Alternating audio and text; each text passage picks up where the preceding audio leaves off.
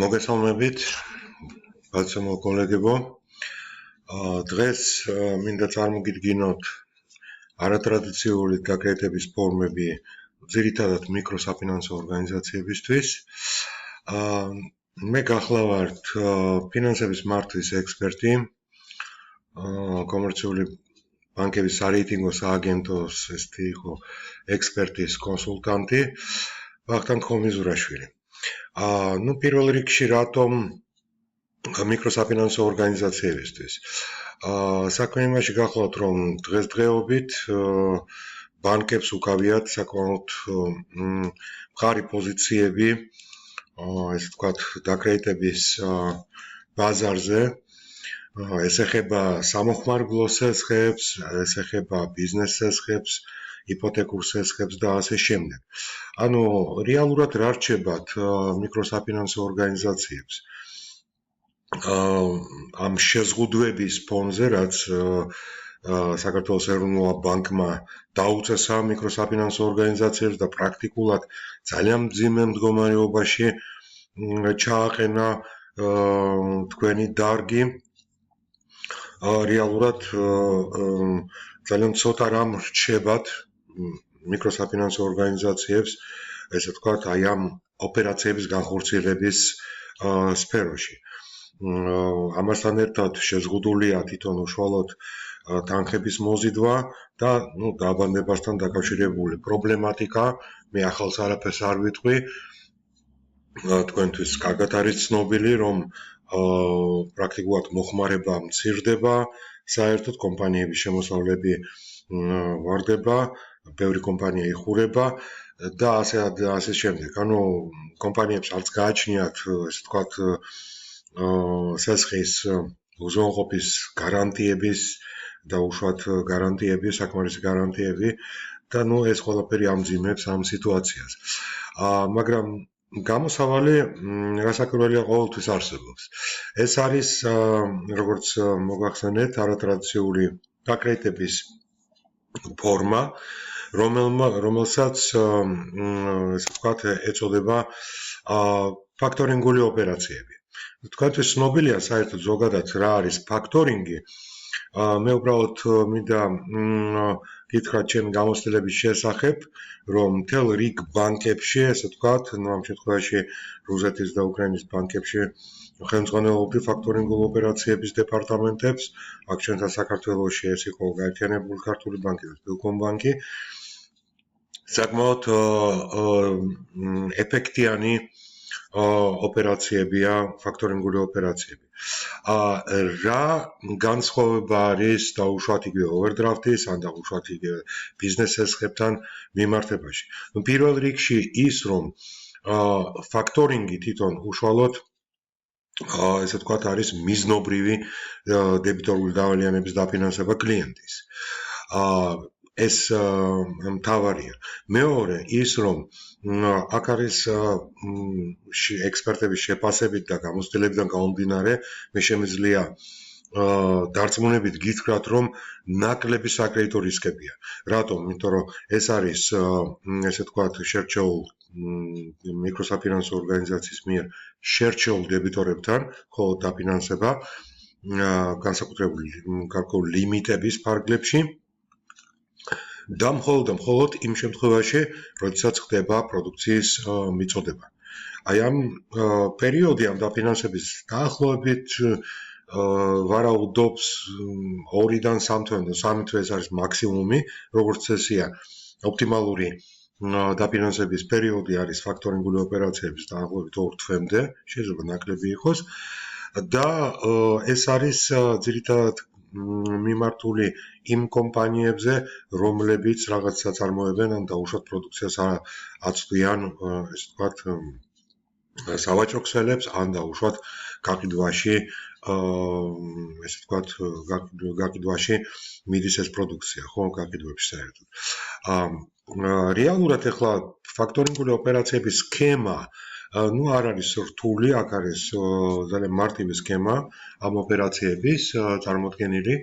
ეს არის, ესე ვთქვათ, შეთანხმება მიკროსაფინანსო ორგანიზაციასთან დაუშვათ კლიენტის, შესაბამისად პროდუქციის მიწოდება, ინვოისის წარმოდგენა და ავტომატიური დაფინანსება, ესე ვთქვათ, დაახლოებით 80%-ის მიწოდებული პროდუქციის ღირებულების 80%-ის ფარგლებში. შემდგომში დაფარვა ხდება უშუალოდ დებიტორისგან, პირდაპირ, ესე ვთქვათ, მიკროსაფინანსო ორგანიზაციის ანგარიშზე და რაც დარჩება და უშუალოდ ის თანხა უბრუნდება კლიენტს და მიკროსაფინანსო ორგანიზაცია იტოვებს ზირთად თანხას, რაც დააფინანსა და საპროცენტო დარიცხვებს. ამ შემთხვევაში, ესე ვთქვათ, რასაკვირველია, საერთოდ ეს ბანკებთან უფრო ბანკების ტრადიციული პროდუქტია, ყოველ შემთხვევაში უცხოეთში, ანუ ძალიან პოპულარულია საერთოდ ბანკებში არსებობენ ცალკე ფაქტორინგული ბანკები, რომლებიც მხოლოდ კონცენტრირებულები არიან ამ ოპერაციაზე, მაგრამ ჩვენთან სამწუხაროდ ეს პრაქტიკა ნაკლებად არის ბანკებში. მე გთავაზობ დაითვისოთ ეს პროდუქტი, რომელიც არის საკმაოდ ეფექტიანი, იცით? აქ არის გათვალისწინებული იგივე რეგრესის ეს თქვა ოპცია, ანუ თუ დაუშვათ კლიენტმა ვერ დაფარა, თქვენ შეგიძლიათ ჩამოვაწეროთ პირდაპირ ეს თქვა ინკასოს სახით, ინკასოს მეშვეობით პირდაპირ თანხა. აქ შესაძლებელია საკრედიტო რისკების ეს თქვა კიდევ უფრო შემცირება იგივე თამასოქების გამოყენებით, რომელიც არის საკმაოდ ეფექტიანი და ჩვენთან არ არის პრაქტიკაში, ყოველ შემთხვევაში საკანონმდებლო ბაზა არის, ყველაფერი არის, მაგრამ ნაკლებად არის გამოყენებული.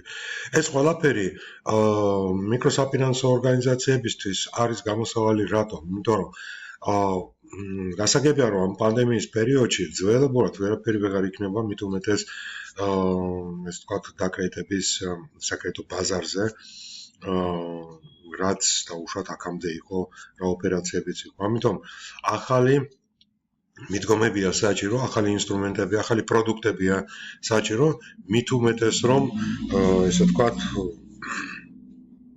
ეს არის საკმაოდ ეფექტიანი, დამიჯერეთ, იმიტომ რომ რეალურად პორტფელი თვითონ ფაქტორინგული ოპერაციების პორტფელის ესე ვთქვათ, პრობლემატური კლიენტურის პორტფელი ყველა, რაც ჩემი გამოცდილებიდან გამომდინარე, ხო, ესე იგი, absolutურად ყველა ბანკებში იყო დაახლოებით 9%. ისიც ძალიან ობიექტური პირობების გამო, რომელიც მერე დაიფარა. ანუ ფაქტიურად იყო აბსოლუტურად საკრედიტო რისკები თითქმის ნულამდე იყო დაყვანილი. რატომ? იმიტომ რომ აქ არის თავისებური სპეციფიკა ამ ოპერაციების ჩატარების დროს. თქვენ შეგიძლიათ ესე ვთქვათ, დამიკავშირდეთ იმისთვის, რომ მე შევძლო პრეზენტაცია წარმოგიდგინოთ ამ ოპერაციების, ფაქტორინგული ოპერაციების შესახებ უფრო დეტალურად.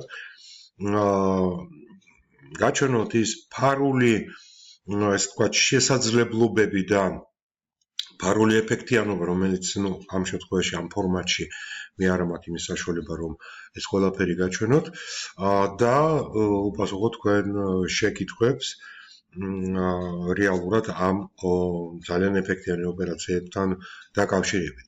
რაც შეეხება ჩემს, ესე ვთქვათ, მონაწილეობას აი ამ პროექტში, მე შემიძლია შემოგთავაზოთ მთლიანად ნორმატიული ბაზის, ესე ვთქვათ, შექმნა ამ ოპერაციებისთვის, დაწყებული დებულებიდან დამთავრებული მეთოდიკებით, ესე ვთქვათ, დებიტორების შეფასების, კლიენტურის დაუშვათ რანჟირების და ასე შემდეგ, ანუ იქ მთელი მეთოდიკაა, სრულად ამ მეთოდიკის მომზადება დაუშვათ პერსონალის, თუ დაუშვათ ესეთი იქნება საკრედიტო დაუშვათ დეპარტამენტიდან და ამ ოპერაციების, ესე ვთქვათ, შემდგომში განხორციელება. ეს ჩემთან ერთად იქნება თუ დაუშვათ ცალკე იქნება, ეს თქვენი განსაცვეთია. ყოველ შემთხვევაში ამ პროექტის რეალიზაცია მე შემიძლია შემოგთავაზოთ ესე ვთქვათ, მთლიანად full spectrum-ში, და ესე ვთქვათ, მოგიმზადოთ მთელი ის ბაზა, რაც მოგცემთ საშუალებას პირველ რიგში გაუმჯობესოთ თქვენი საკრედიტო პორტფელები, გააფართოვოთ თავისთავად, იმიტომ რომ ეს ნიშნავს გაფართოვებას საკრედიტო ოპერაციების და რეალურად, ასე ვთქვათ, შეძლოთ უფრო უმტკივნეულოდ მოიზიდოთ დაუშვათ, ეს იქნება კაპიტალში მონაწილეობით, დაუშვათ თუ სხვა სახით, თუ ან დაუშვათ ბონდების გამოშვების მეშვეობით, დაუშვათ მოიზიდოთ დამატებითი სახსრები და ასე ვთქვათ, ეს სახსრები უკვე მიზნობრივად დააბანდოთ ამ ესე ვთქვათ ოპერაციებში. მე მესმის, რომ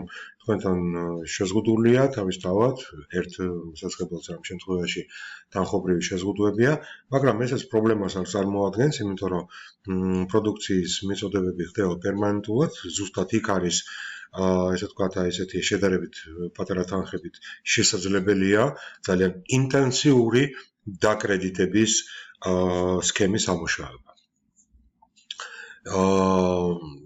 დიდი მადლობას მოგახსენებთ ყურადღებისათვის და შეგიძლიათ დამიკავშირდეთ და მე უკვე წარმოგიდგენთ უფრო დეტალურ ვარიანტს ამ ოპერაციების პრეზენტაციის სახით.